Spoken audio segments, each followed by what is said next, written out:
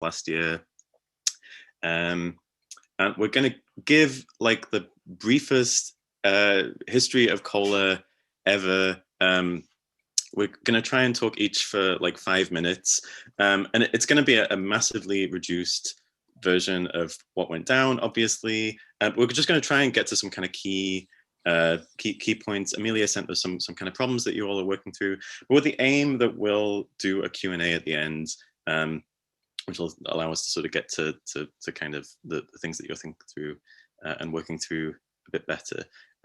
So I'm going to start just giving like the briefest bare bones history of the wildcat strike. So the way that it works, as grad students at the University of California, we are also part of UAW, like you. It represents our local UAW 2865. It represents 19,000 graduate student workers across the 10 University of California campuses. And this represents teaching assistants, grad students who teach their own classes, undergraduate and graduate tutors. It doesn't represent graduate student researchers.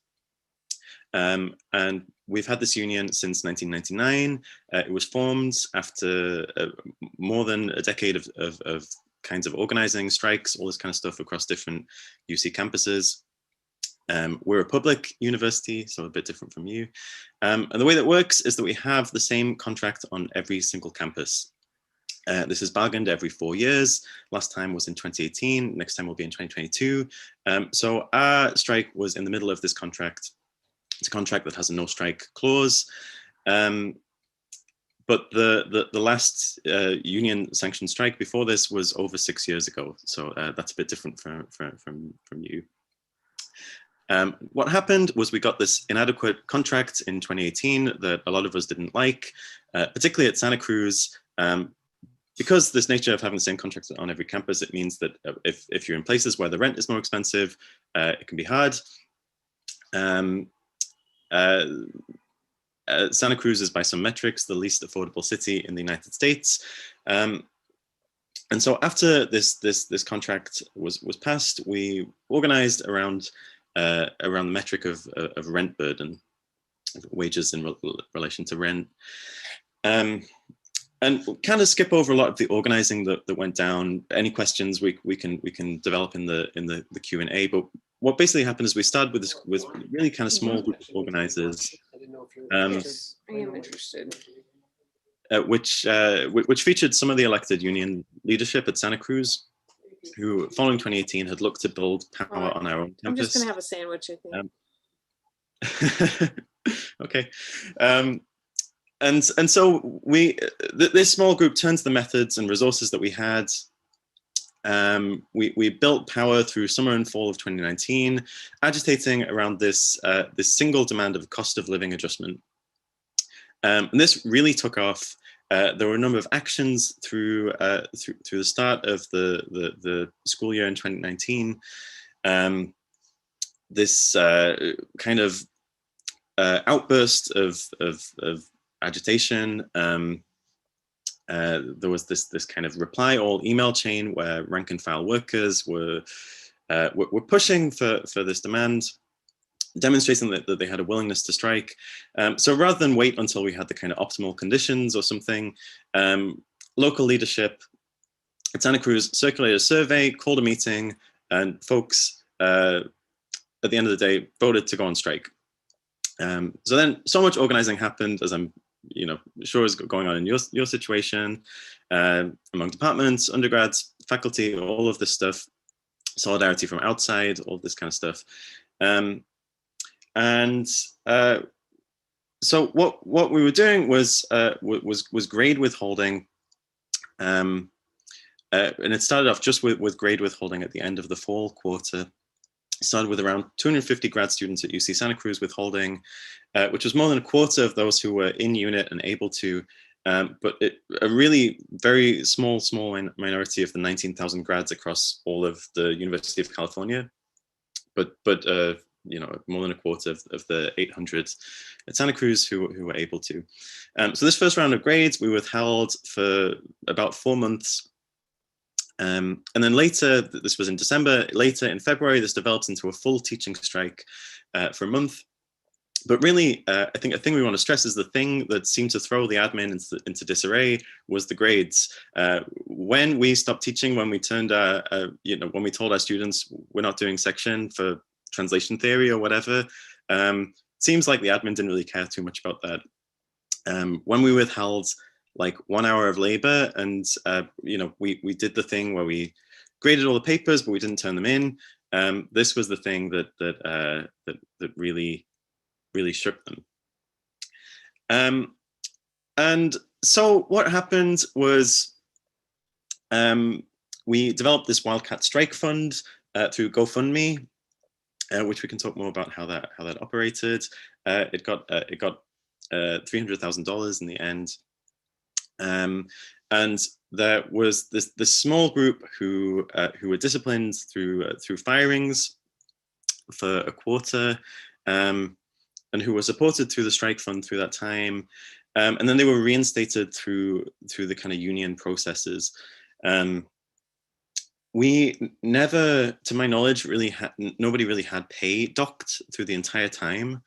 I think in part because they couldn't find out who wasn't teaching sections, but we were disciplined through student discipline processes in kind of a different realm, which we fought and got rid of for almost everybody using the grievance process, in which we argued that workers were being disciplined as students for labor action. Big part of this is we started this off as a local campaign, and then it spread across the system. Every campus had a COLA movement, and then our effort was to, as you can see on my shirt, spread the strike. And it did spread. It spread to Santa Barbara. It spread to Davis, to San Diego, to Berkeley. Took a real knock with COVID, which we can talk more about. And then, kind of with this shifting terrain, we pushed for a legal union strike through an unfair labor practice we had against the university. And for different reasons, this didn't go to a strike authorization vote, which a lot of us were pretty unhappy about. But what we did get was a kind of gains across the system. That the university would never say that they would give us a COLA, but what we saw happening was, all these different kinds of fellowships, stipends, all this kind of stuff. Departments giving different kinds of raises. We got this housing stipend at UCSC, which amounted to a bigger raise than we got in the last contract.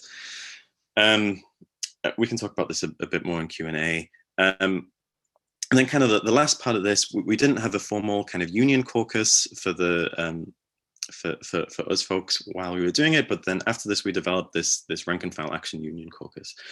Okay, so that's my list. I'm going to pass over to Yulia, who's going to answer a few, speak to a few other points.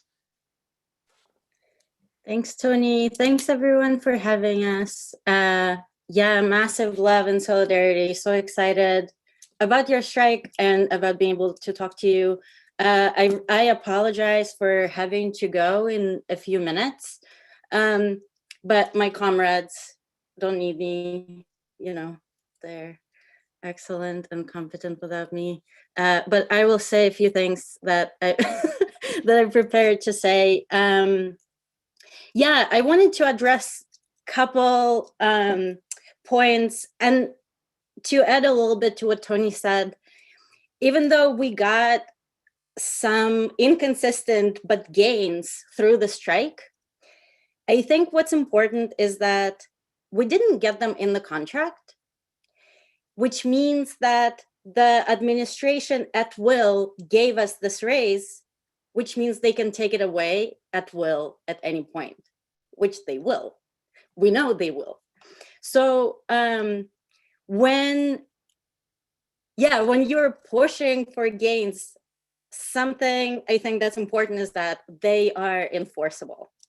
So even though some processes are really hard to do, or sometimes impossible to do through the union, having something written up in the contract makes it enforceable. So I think that's like an important point. And then I was just thinking about the notion of risk. And, you know, as a person on a visa in the US who got fired from my teaching appointment for striking, so one thing is, well, whatever the university says it might do to punish you, expect it. They are powerful and they're evil. They are going to do it. So it's not like, you know, don't be surprised if they say they're going to dock pay. They might as well do it. But I don't think that's the reason not to take action, because one, you can prepare for it. And I think pushing to get money through the hardship fund or through other means and to support each other is a great way to go, because some of us were fired for 6 months and we were still able to get everyone through school, have everyone housed and fed through the Solidarity Strike Fund. So if it's a question of money, like just have like a clear conception, like what's at risk, because questions of money can be resolved. Questions of like visas, yeah. So something that you should be very clear about what's actually at risk. But when you are making collective decisions about how to push forward and how to act as a movement, I think questions of risk should be considered collectively rather than individually, because your power is in numbers. And when you're acting together and when you're taking this risk together, you gain so much power. And so I think when you are conceptualizing different strategies and different ways forward, try to sort of separate the two questions of individual risks versus collective. And I think strategy should be driven by the idea of collective action and collective risk, which doesn't mean that like it would mandate every individual person to take this risk, right? So, and then people can assess what their levels of risk are. But in terms of conceptualizing what's the most useful thing to do for the movement, I don't think individual concerns should prevail. And one other thing I wanted to say is about solidarity. And I keep thinking about West Virginia strike, and I keep thinking about like the Amazon warehouse workers organizing. Like, whatever, your gains are not just yours. It's a precedent for all the workers at your university. It's a gain for all of us. And it's really a gain for a labor movement at large. So massive solidarity to you all. Push forward. You're doing great. I'm gonna have to go, and I feel very sad about it. But I'm happy to come back at any time. And I'm a little jealous, and I wish I was on strike right now. And I'm gonna pass it to Jack at this point. Thanks, Yael. Thank you, Yulia. Can you all hear me? Tony, thank you. Yeah, just to echo what Yulia said there at the end, like we're constantly sharing Columbia updates as we come across them in our groups and stuff. Everyone's following it extremely closely. It means a lot to us. It's happening over there. So I'm going to talk as briefly as I can to two sorts like clusters of issues or like topics that are basically things we learned through our strike and through our struggle that we think, from what we understand from talking to some of you and from reading stuff that we've found might be relevant and might be helpful for this time. So the first is around like the question of like minority strikes, majority strikes, wildcat strikes, sanction strikes, this kind of stuff. And the second is about like, you know, sort of question of like the university administration and the union like leadership and things like this. So I'll start with the first one. Okay.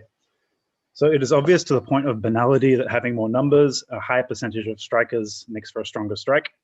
At the same time, you do not need a labor historian to tell you that some majority strikes have been brutally crushed and some minority strikes have wildly succeeded. There is no magic formula or threshold. The point is to think strategically about the power you have and how you can wield it.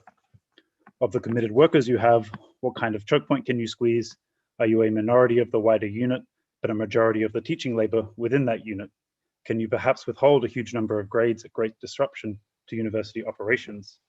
There are, of course, many ways of assessing and wielding your power. The essential thing is to explore these together, which it sounds like you might be doing it at 4 p.m. today. But the question of wildcat strikes versus sanctioned strikes is slightly different. On the one hand, there is no doubt that having a legally sanctioned strike affords certain protections, though these do not necessarily come cost-free. Of course, it is also the case that the sanctioned strike is itself something that was won by labor actions in the past, which we may call, retrospectively, wildcat. For large parts of the labor movement's history and its present, labor action was de facto identical to wildcat action. And all the legal protections surrounding labor actions today are double-edged, including the apparatus of the union. Our advice, insofar as we are fit to offer it, is that all questions of contract, legality, procedure, etc., boil ultimately down to a question of power. There is nothing you strictly cannot do. The question is firstly always a strategic one. Can we do X action is a question firstly of the balance of power between you and the boss. So moving to this question of like the university administration and the leadership. So from what we understand, you find yourselves as like the rank and file workers caught somewhat between an admin that does not appear willing to budge and union officers not necessarily willing to push. This is entirely unsurprising to us because it is the typical situation. University administrators are ruthless, whether public or private. They operate by heavily indebting undergraduates and educating them with graduate students on 50% of a poverty wage. Education and research are not the point of this model, they are byproducts. The real products are grades, degrees, and debt. There is no argument, however well researched or presented, that will convince these lizards to pay you better. Only your power as workers can compel them. Some trade unions, on the other hand, sometimes have a tendency to function as a compromise formation to discipline labor demands and labor activity. They are extremely, extremely important, no doubt, and will form part of your strategy. But union officers are not always on the side of the membership and do not necessarily have experience of struggle. To be in this position between the admin and the bargaining committee is the reality of our collective struggle. It is the position of the union's rank and file. However, your antagonism is certainly not with your union leadership, however much for some of you it may feel like it. When we take action against the boss. The enemy is the boss, and the only way to win is to struggle against the boss. Drama on the level of your own union, we expect, will not get you far. The most likely outcome is a pervasive feeling of hostility and distrust, which is something we very much went through. If you find, I mean this if seriously, if you find that your leadership will not carry the fight forward, you need to decide whether and how to fight without them. Your union leadership and your legal protections are only relevant where they can help you. Where they do not help you or where they obstruct you, they become irrelevant to your strategy. It is crucial to remember always that whenever workers like you take collective action, you are the union. And this means that you determine your own strategy. Our successes, to the extent that we had them, came precisely when we turned away from internal union drama and articulated demands that were important to rank and file workers. The workers decided what was important and what it would take to get it. This simple fact was meaningful to people across the country, just as your strike is meaningful for us. I will say, to conclude, that it is never correct to wait for another moment. If, and again, it is a very important if, you assess that you, the workers, are willing to fight now and have a strategy to win, there is no reason to wait. The greatest organizing feat of our Wildcat was how quickly and coherently we moved once we were sure that there was a strong sentiment in favor of striking. At later times, when we expected escalation, it was not necessarily forthcoming. There is no guarantee that moments to fight will come even when you think they should. But whatever happens, your comrades in Santa Cruz are behind you. We're always willing to talk and strategize or help in whatever way we can.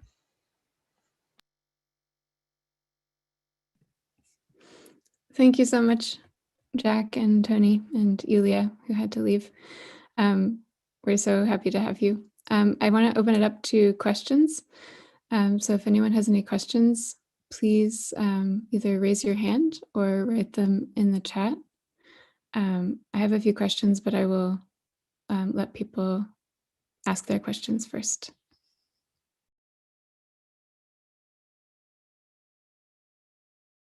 Or do you have questions for us, potentially?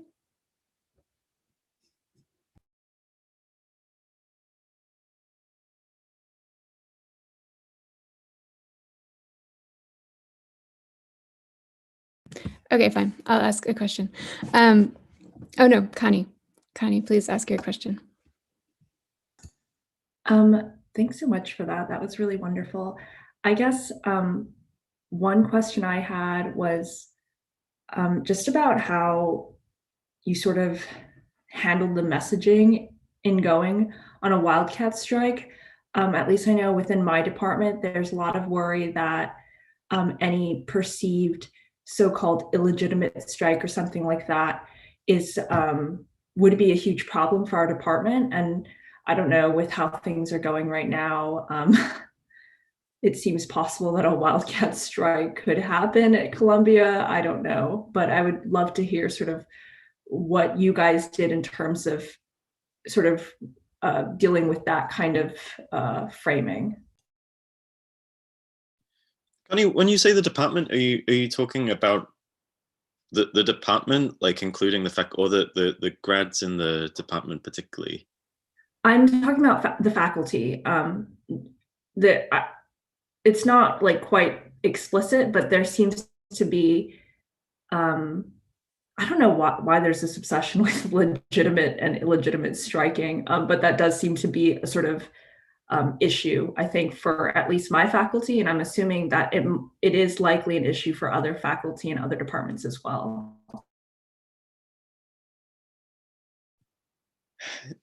Yeah, I mean, I think, you know, we had a lot of faculty who were sometimes pleased with what we were doing and sometimes were very much displeased. And both Jack and I got into fights with the people that we were working for, the faculty members who were, in my case, like ostensibly in support at the start, and then that waned kind of quickly.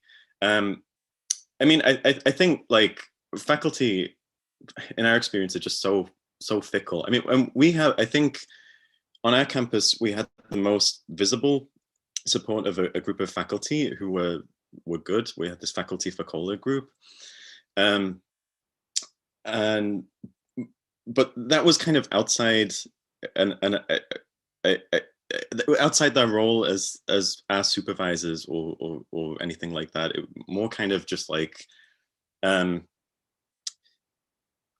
it came to it, like faculty as a group, as a class, we could push them to like get messaging that they would support, or the administration could tell them something and then they would just kind of like immediately believe it. Yeah, I mean, Jack, I don't know if you want to add anything to that, but kind of we would want to get beyond like doing things with the permission of the faculty in our department, really, because it just kind of isn't helpful. Yeah, Connie, I would add, so we did, you know, early days, it was not that hard to get the faculty support. One thing we did do was I collected, I think I'm sorry, I think it was Thomas is collecting like testimonial stuff.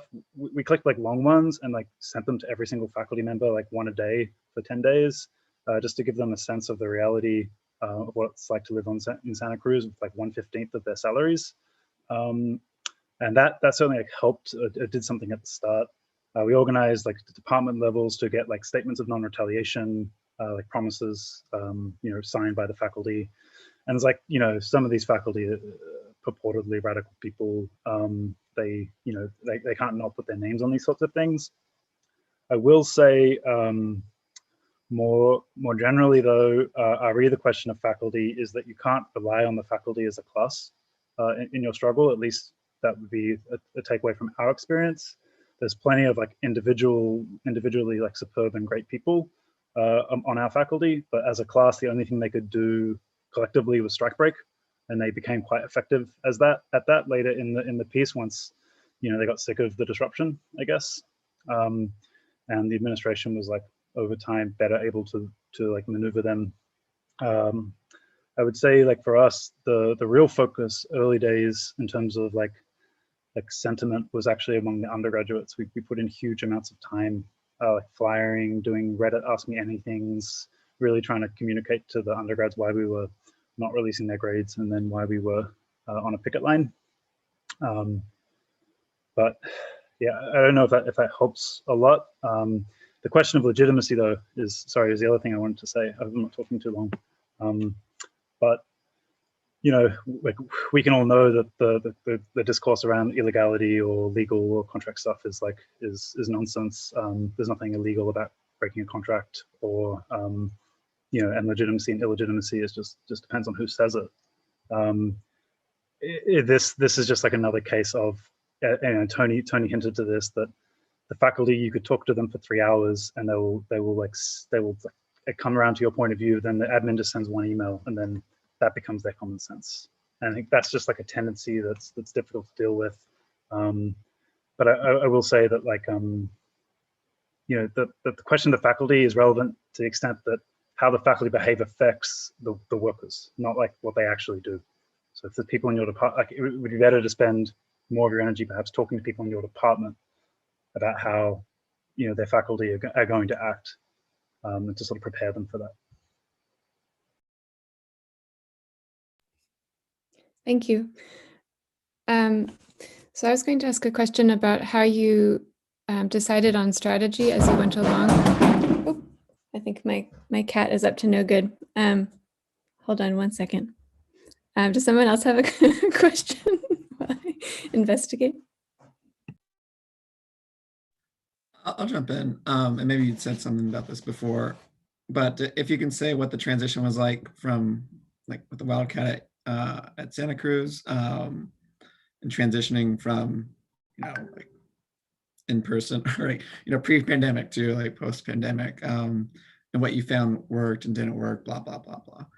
Yeah, if you could speak to that, and maybe too, like as we're like transitioning back to doing things more in person, what that might look like.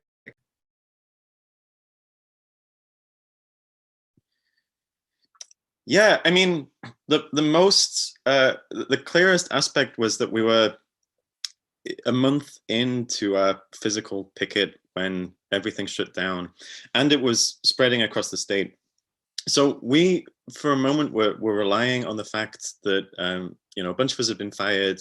What we were going to do was we were going to build it up.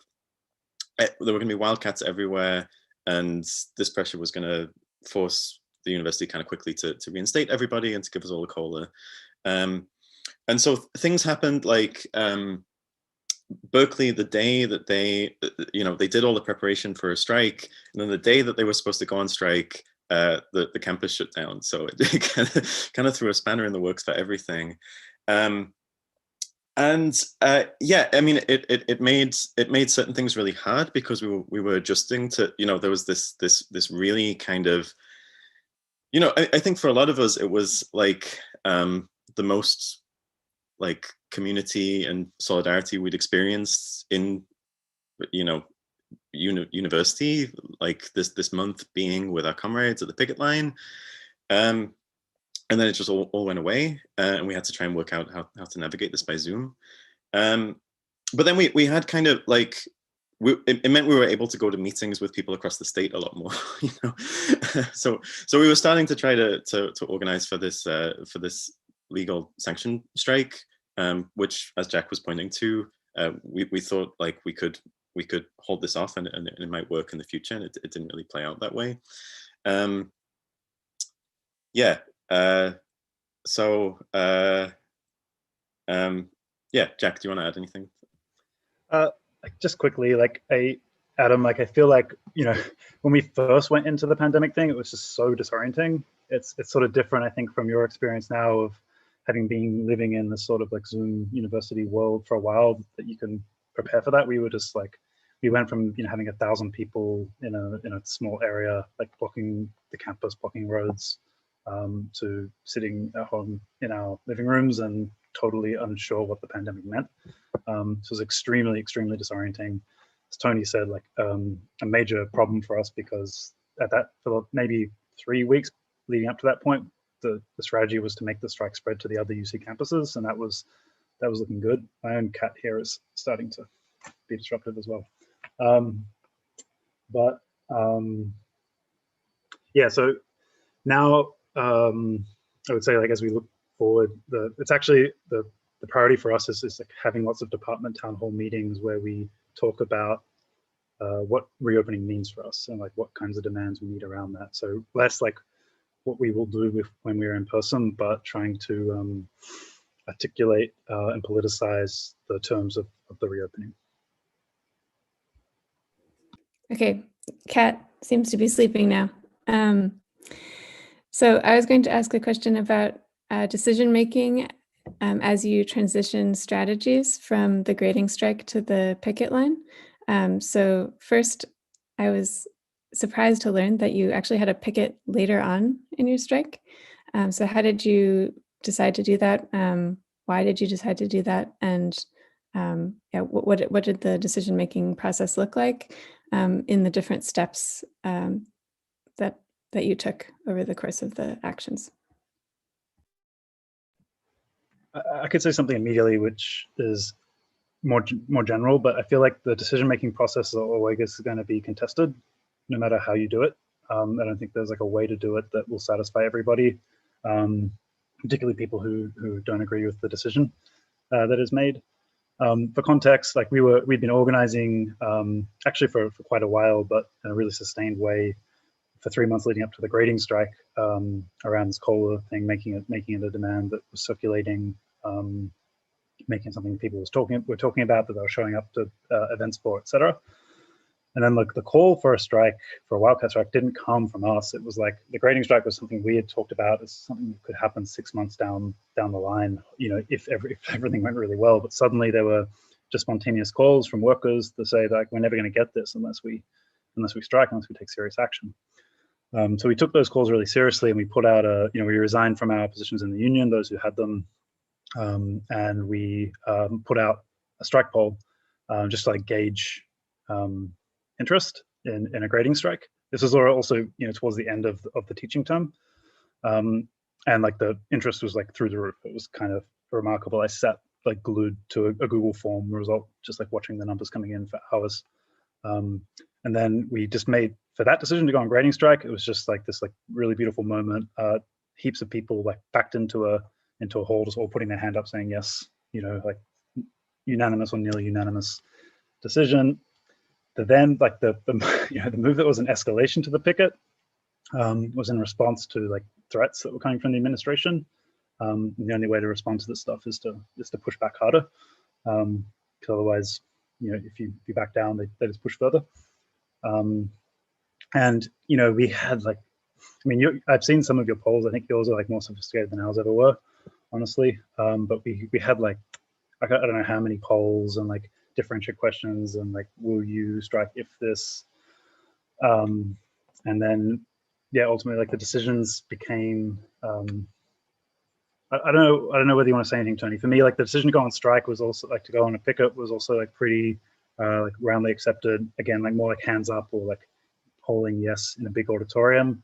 And then the really contested decision thing was whether to keep striking beyond the threat that you will be fired if you are striking beyond this day. And that's where the numbers dropped.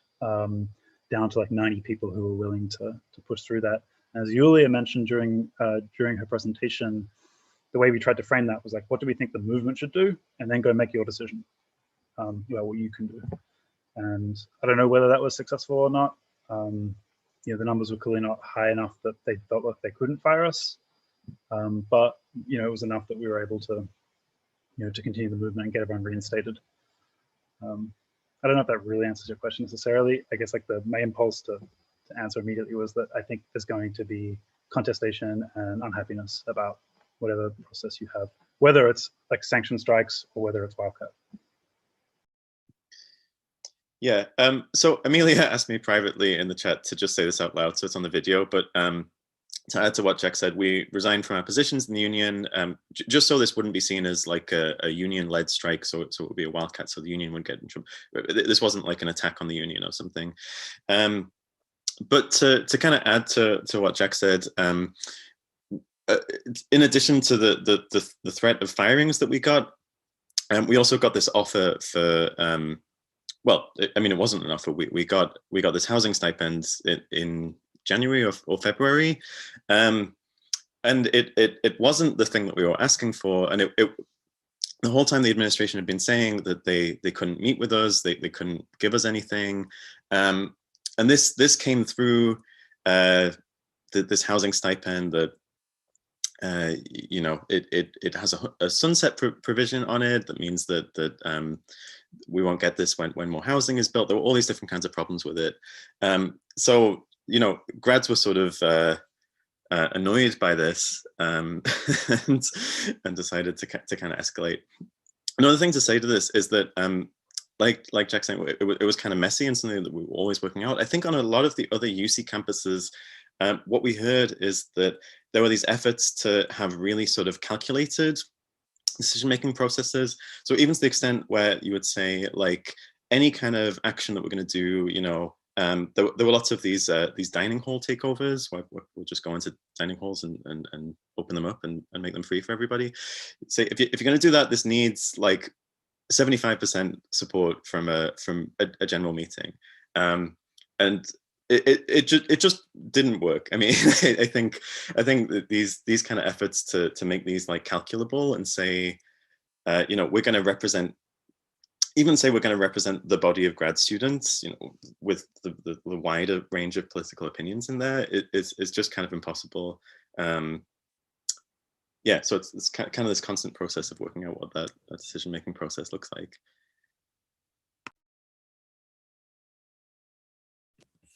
Thank you. We have 218 people on the video. I'm sure there are other people who have questions. You don't have to put your video on if you don't want to. Feel free to write the question in the chat and I will read it out. Joanna has a question. Hi, sorry I joined late, so I missed a lot of the content, but I think I know a lot of you and I know a lot of the history of the wildcat strike and stuff. And maybe this was already asked. I saw some stuff about like leverage around grading and whatnot. But I guess broadly speaking, how can we think about strikes like more creatively so that the impact is more felt by the university? I'm thinking about this in our current context where the university is still stonewalling us and we're in our third week.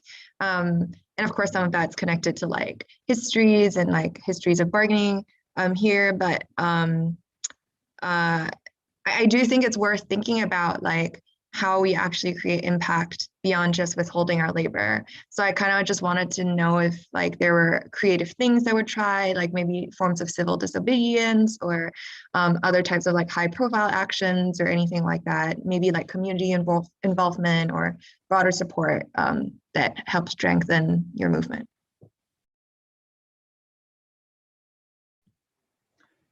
I really like community involvement. The thing that immediately comes to mind is, I mean, our campus is up on a hill and the bus drivers refused to cross our picket line, which was tremendously important. It meant that every student who was coming up there had to get off and then get on like the campus run loop bus, which meant like some interaction with the picket line.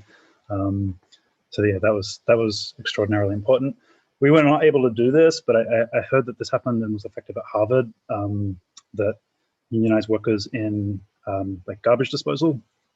Also, like stopped removing the trash from the university, which is extremely disruptive as well. So that'd be something, if it's possible to figure out, that would be worth doing. You know, there was a lot of descriptions about our picket, about how hard or how soft it was at different times and for different events and things like this. But you know, probably like the height of its you know, militancy and disruption was on March 5th, when we just closed the two major entrances to campus for the entire day. No one, I mean, people were allowed in and out if they lived on campus or whatever. You know, these sorts of provisions, but no work happened on the campus that day. So that'd be one thing. Tony mentioned the dining halls. These were like a persistent thing, particularly in the earlier months before the picket, which were, you know, really successful. You just walk into the dining room and everyone ate free. And I don't know, do you have anything else for that, Tony? Just to add, kind of responding to your framing, Joanna. Just to say, and this is something I'm sure you know, it's just worth saying out loud. Is that the strike kind of is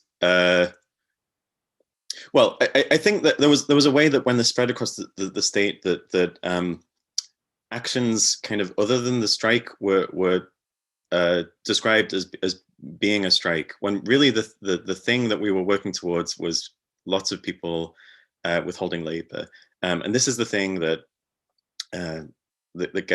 gets gains. So kind of, I know that this isn't the way that you were framing it, Joanna, but like when some people across the state started talking about thinking of a strike creatively, this became like a kind of weakening of the strike. This became like a kind of, you know, you can choose your own pathway of how you want to strike, and maybe this means that you do the same things as you did before, but like, you know, you talk about social justice in your class or something. And that really doesn't do very much. So yeah.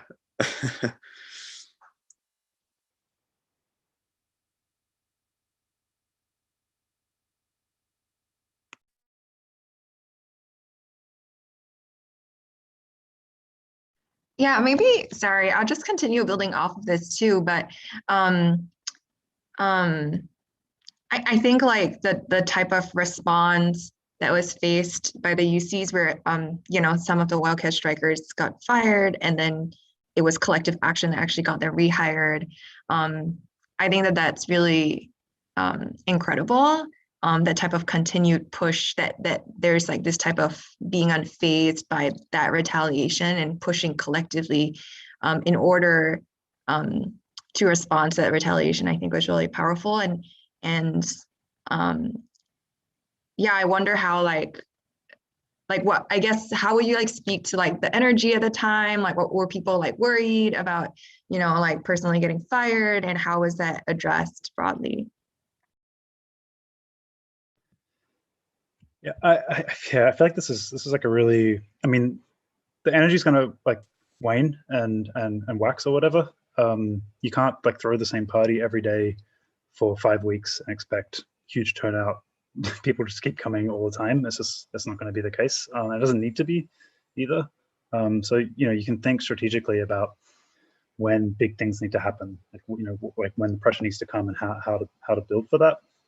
But I also think there was a time, you know, that, you know, we, from December, when the grading strike started, through like the end of the first week of the actual picket by about mid-February, we were like really proactive. We were moving much faster than the administration. We were countering their sort of absurd claims really comprehensively, in like multiple fora, to reach grads, undergrads, faculty, etc. But once the firing threat came, it really shifted our discourse, something like this, and we became much more reactive. It became like, what will they do when we do this? What will they do? And we started really responding to their timelines. They say, you know, Janet Napolitano, the former Homeland Security chief or whatever, was the head of the UC at this time. And she wrote us an email saying, you're going to be fired if you do not turn your grades in within 1 week from today. which was Valentine's Day. And our whole discussion for an entire week was like whether or not to do that, and it was entirely in response to this thing. So I don't know that how that might have been avoided or how we might have done that better or whatever, but it became a very persistent pattern where we became reactive to the moves of the administration. And I think that sort of signaled like a shift in power in like the whole dynamic there. So as much as you can, like, remain the ones escalating, remain the ones on the front foot, the better.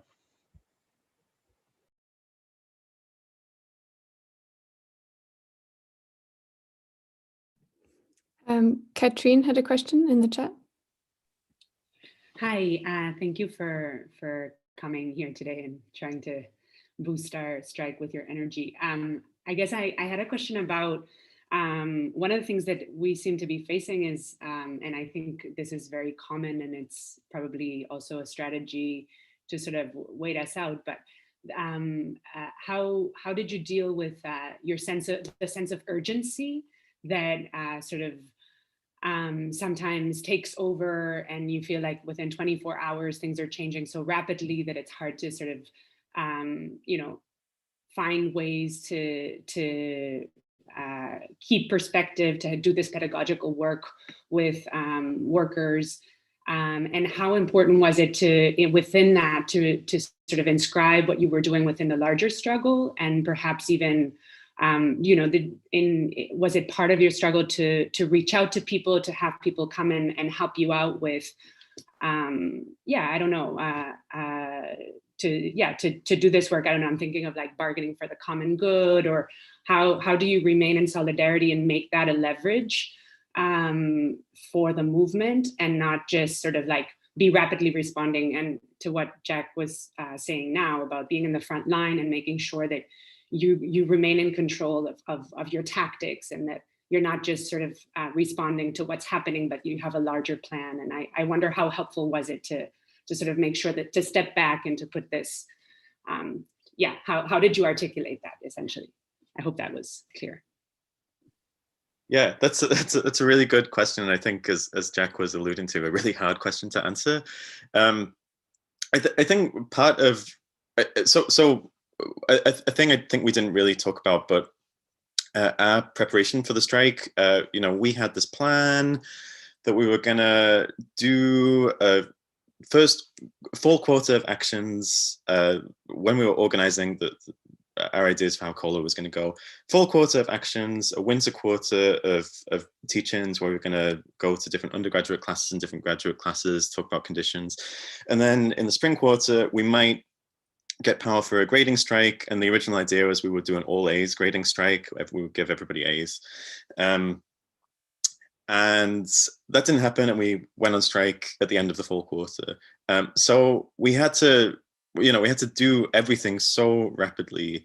And it's, I mean, like all of the kind of work that like teach-ins work, we had to just do, and probably did way more effectively because we were right in the middle of it. So part of that kind of speed, part of that keeping up with the situation is really helpful, because you know, you learn things in 2 weeks that you would otherwise learn in like 10 years or something.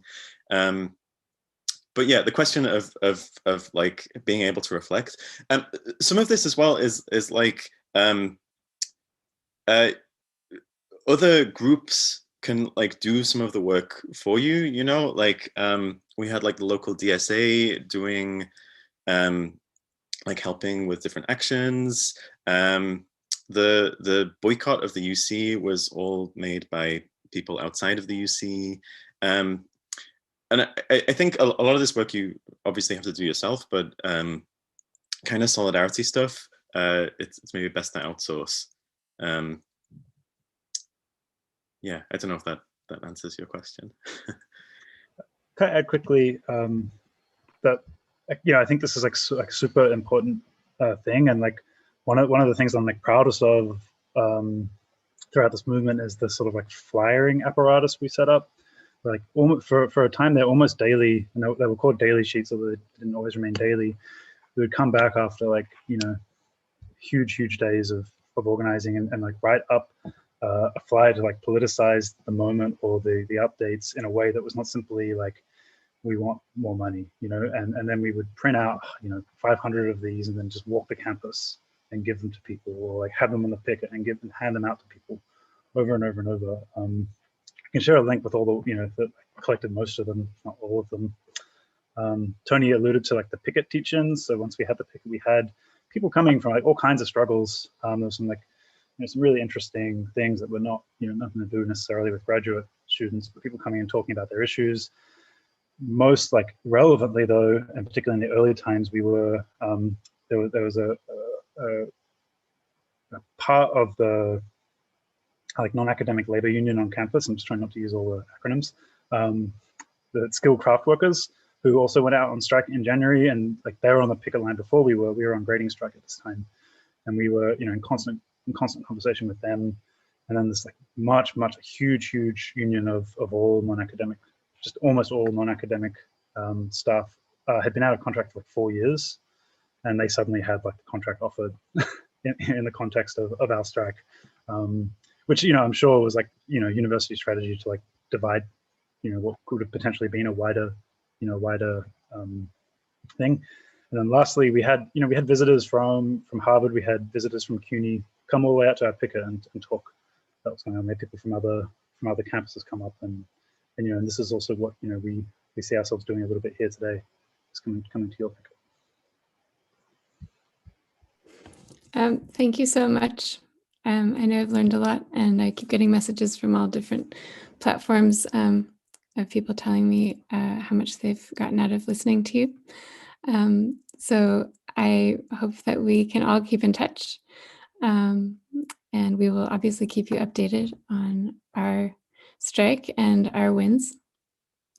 And I don't know if anyone else has any closing thoughts or questions or anything, but thank you so much, just from myself.